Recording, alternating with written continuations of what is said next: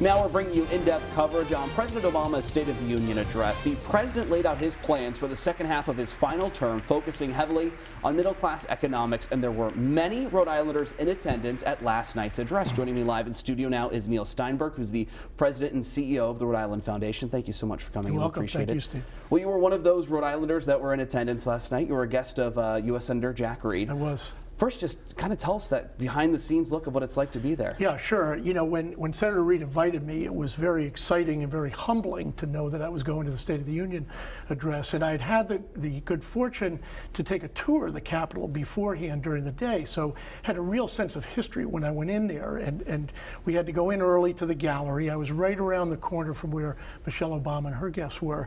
And the biggest disappointment was they took our phones.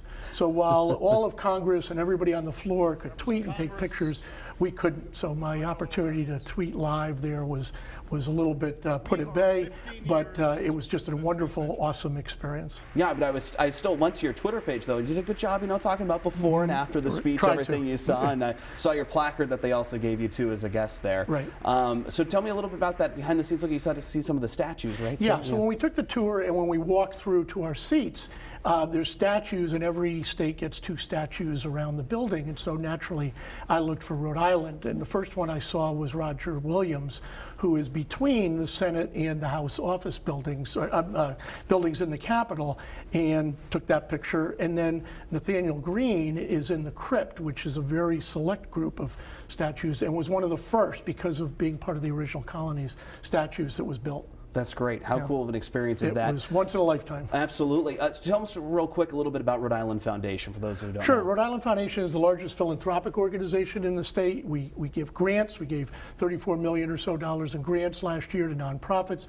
We work with very generous donors who want to support the community, and we take leadership and advocacy positions on key critical issues like healthcare and education and economic security in the state. Sounds good. Thank you so much for joining us in the studio. We appreciate it, Neil. Thank you. All right. Make sure you go to our website, WPRI.com. Our State of the Union coverage continues there. You can read more about the president's address right now on WPRI.com. That includes his mention of Woonsocket-based CVS Health, whose CEO was also a guest of the First Lady.